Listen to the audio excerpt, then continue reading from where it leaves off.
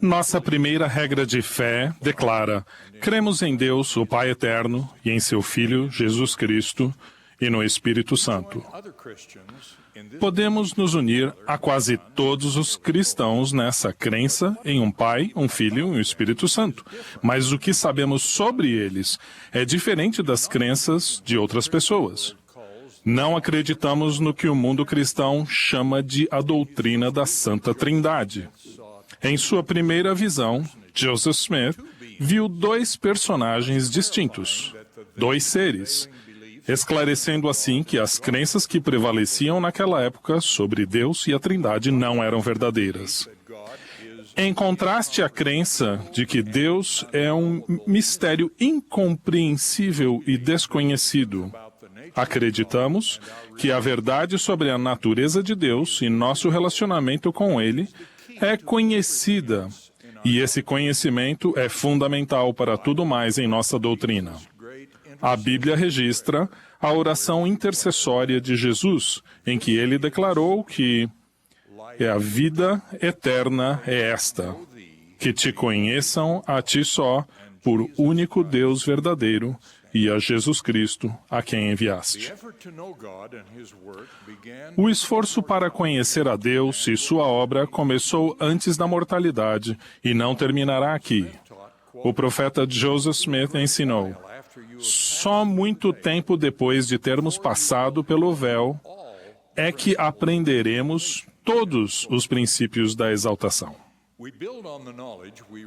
Edificamos sobre o conhecimento que adquirimos no mundo espiritual pré-mortal. Dessa forma, ao tentar ensinar a natureza de Deus e seu relacionamento com seus filhos aos israelitas, o profeta Isaías declarou: a quem, pois, fareis semelhante a Deus? Ou com que o comparareis? Portanto, não sabeis, portanto, não ouvis, ou desde o princípio se vos não notificou, ou não compreendestes a fundação da terra? Compreendemos que esses três membros da Trindade são seres separados e distintos.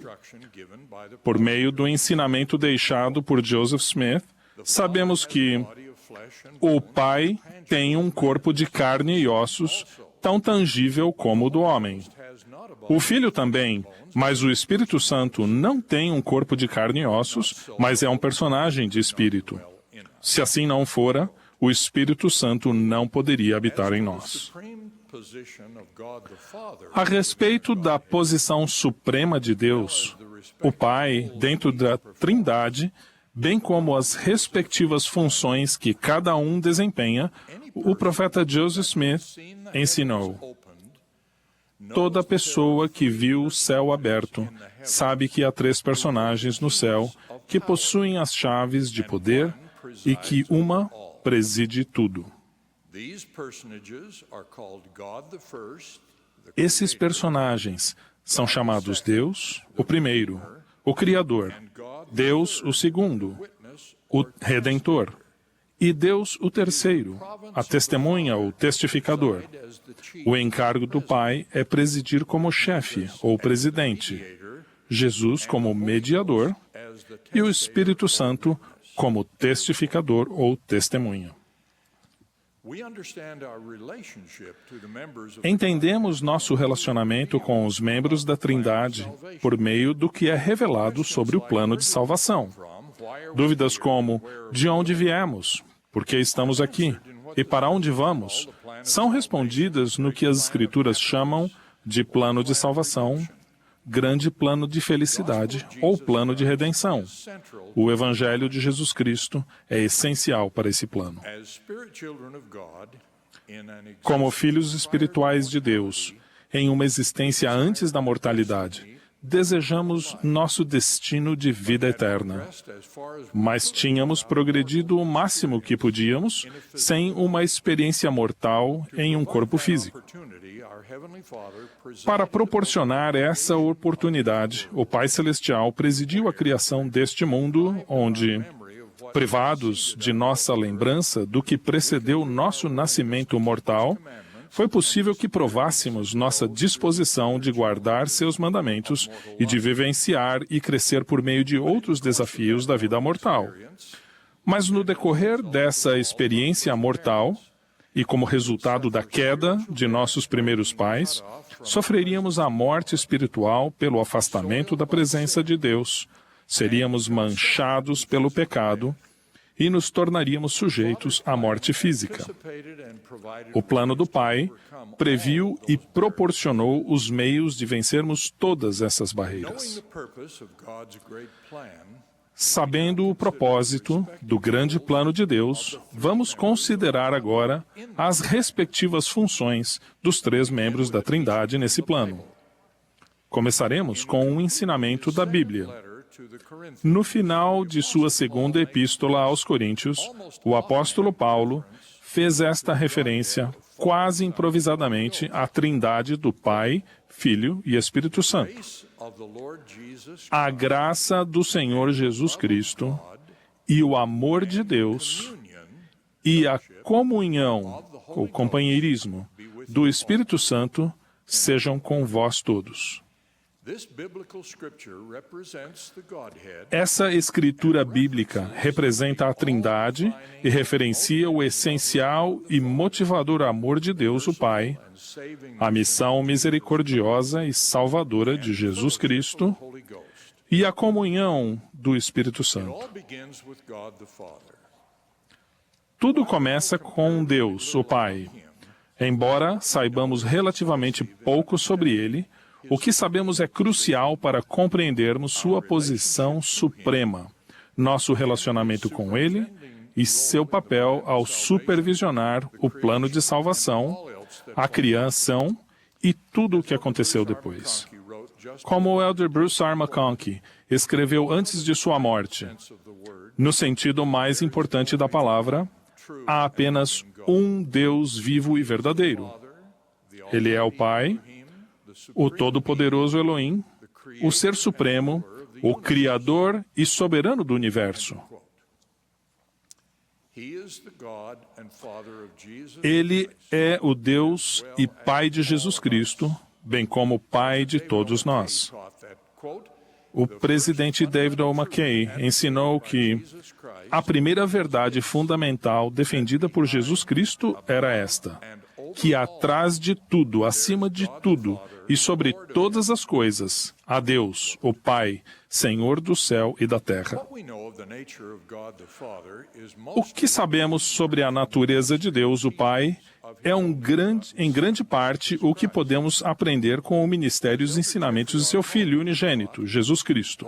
Como o elder Jeffrey R. Holland ensinou, um dos propósitos primordiais do ministério de Jesus foi revelar aos seres mortais como é Deus, o nosso Pai eterno, revelar e dar-nos a conhecer a verdadeira natureza de seu Pai, o nosso Pai celestial.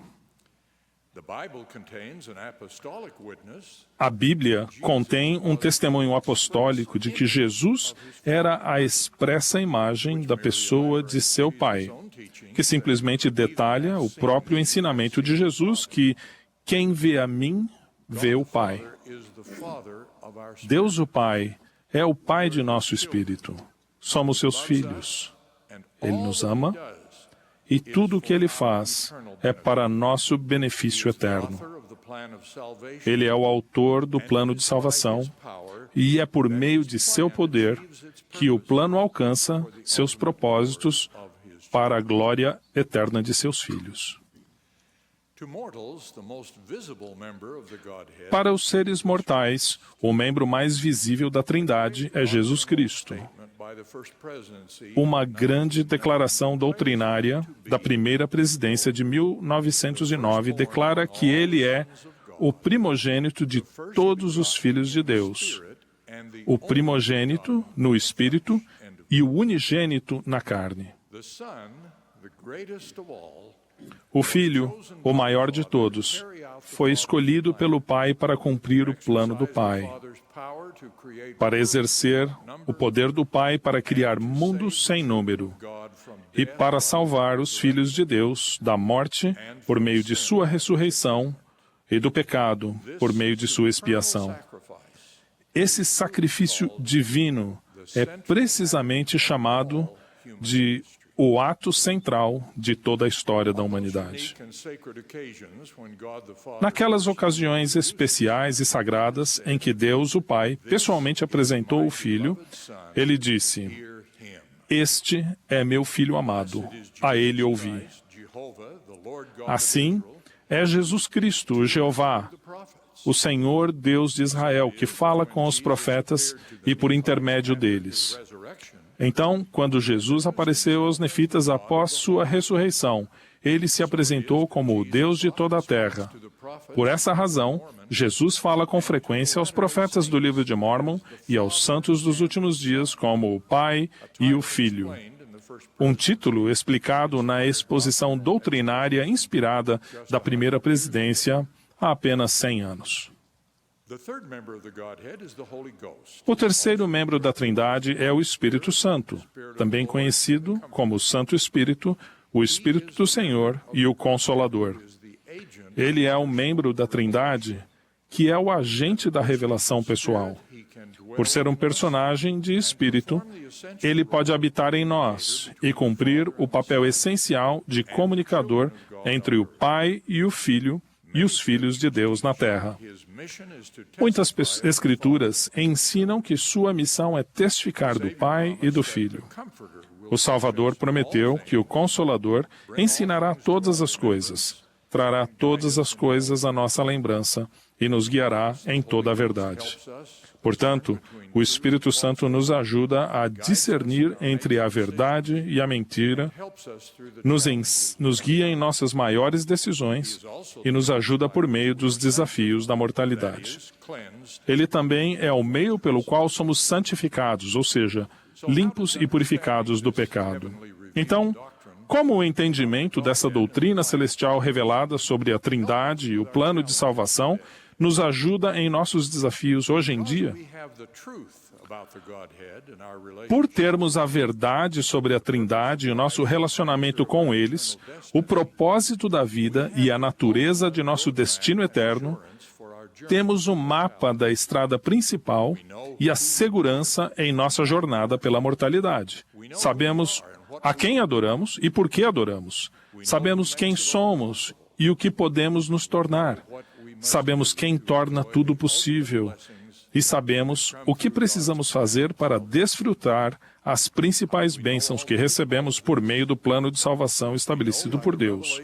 Como sabemos de tudo isso?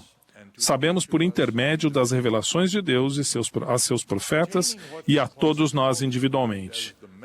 Alcançar o que o apóstolo Paulo descreveu como a medida da estatura completa de Cristo exige muito mais do que adquirir conhecimento. Não basta que sejamos convictos do Evangelho, devemos agir e pensar para que possamos ser convertidos a ele. Ao contrário das instituições do mundo, que nos ensinam a saber algo, o plano de salvação e o Evangelho de Jesus Cristo nos desafiam a nos tornarmos algo. Como o presidente Thomas S. Monson nos ensinou em nossa última conferência geral, nosso Salvador, Jesus Cristo, é essencial ao plano de salvação. Sem seu sacrifício expiatório, tudo estaria perdido. No entanto, não é suficiente acreditar nele e em sua missão. Precisamos trabalhar e aprender, buscar e orar, arrependermos-nos e melhorar. Precisamos conhecer as leis de Deus e vivê-las. Precisamos receber suas ordenanças de salvação. Somente dessa forma obteremos a verdadeira e eterna felicidade. Do fundo de minha alma e com toda a humildade, testifico da grande dádiva que é o plano de nosso Pai para nós. É o único caminho perfeito para a paz e para a felicidade, tanto aqui quanto no mundo vindouro. Incluo meu testemunho ao testemunho de nosso profeta, presidente, E testifico que temos um Pai Celestial que nos ama. Testifico que temos um Espírito Santo que nos guia. E eu testifico de Jesus Cristo, nosso Salvador, que torna tudo possível. No nome de Jesus Cristo. Amém.